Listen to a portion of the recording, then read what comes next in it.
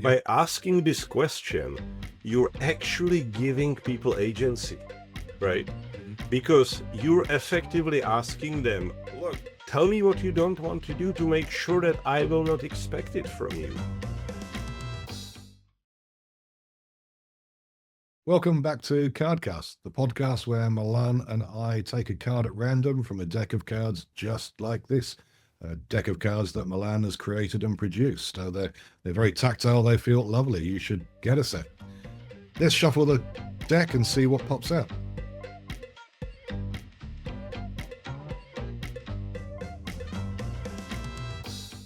What don't you want to do? Oh, another of the magical questions. I don't know if you remember the what do you recommend question is another really, really powerful, very simple tool. This one plays a role much earlier. Actually, I think it's one of the magical questions to ask during a job interview. Uh, we are both fans of top grading or a version Mhm. thereof. We're heavily borrowing from that book in our practice, as many coaches do. And this is one of the questions that's really, really reveals A players and non-A players very, very quickly. Because an A player is somebody who's really good at something and passionate in something, the person you want to hire for that particular job will be very clear about this is not what I want to do, because they know that by answering that question, what don't you want to do, they're giving you a chance to set up the expectations, or to put them in the place of success, so they don't show up the next Monday after they, sign the contract, and the thing they don't want to do will be staring them in the face. And you want to know that too, to make sure that you don't put them into that position. This is about It clarity of couldn't be any expectations. Yeah. exactly couldn't be Mhm. any simple. We have setting expectations as another card, and this is sort of the flip side of that, right? It's really like not just what you're great at, but hey, what is it that you're not good at? What is it that what how would it look like, or what would it be that would make you not enjoy what you're doing, right? Or what would you struggle with? It's interesting what you learn sometimes. I think that the card is mentioning a story. This literally happened to me.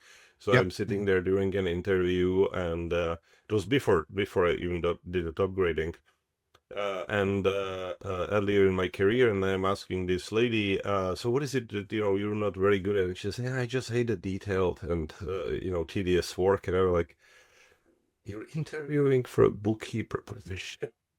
I was like, literally, did she just say that? It was unbelievable at the time. But again, that was a long time ago.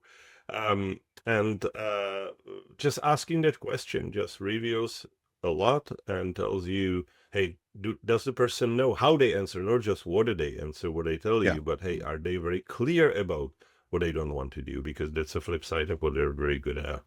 Um, yeah, Sounds like you do they dodged a try to bullet there. please you? Do they start thinking about what you want to hear, rather than going there? Are they being vague, or are they being direct and specific? You learn so much, as in any interview. Sometimes how the question is answered tells you more than what is the actual content. Yeah, because A players, they've got a very, very clear idea of what they love doing, but they also have a very, very clear idea of what they don't like doing or they don't Hmm. want to do. And the best way to keep an A player is to keep on giving them more of what they want to do and less of what they don't want to do. But as you come down into a B and a C player, they're probably less clear about what they don't want to do. Now, they probably can't articulate what it is. But if they can, then that's giving you a great insight as to whether they're going to be right for that particular role.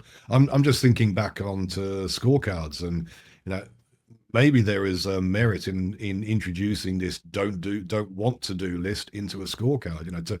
The ideal person for this role needs to want to do these core competencies. Now they want to do these core accountabilities, but they're probably not very good at this, because if they're good at that, they're probably not good at what's up there, and that's what we want from them.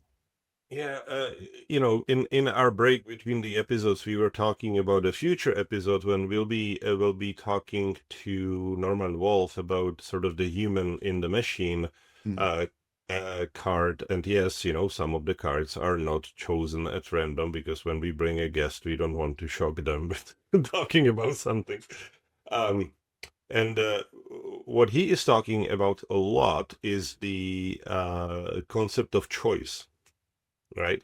If you go back to, and I actually picked this up from Sean Flaherty, if you go back to the self-determination theory, the top of that chart, if you know the triangle, is autonomy, right?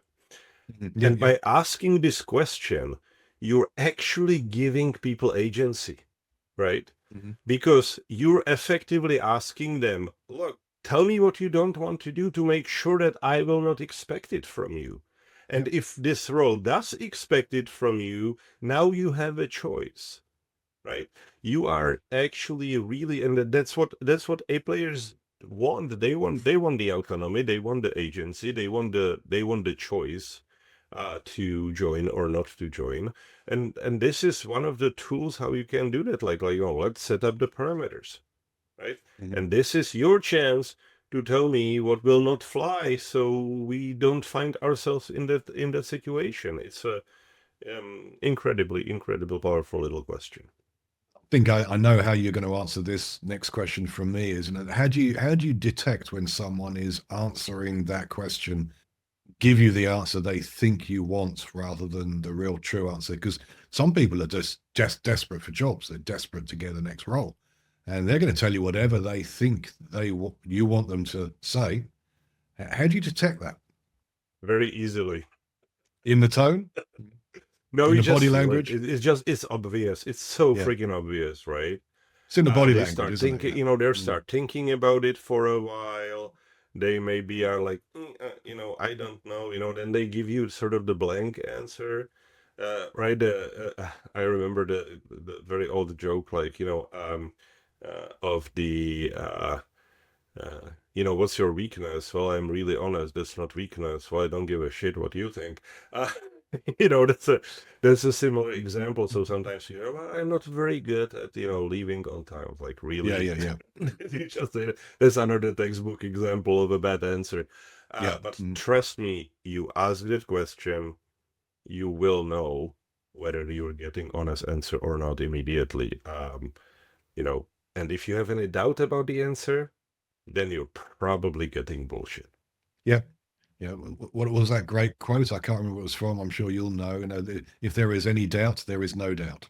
Yeah, that's one of the best movies of all time with Robert De Niro, is The Ronin. I don't remember the year, I think somewhere in the 90s, but that's exactly it. Lesson number one, or the first thing they teach you: when there is a doubt, there is no doubt. And I think the dialogue continues. Where did they teach you that? I don't remember. That's the second thing.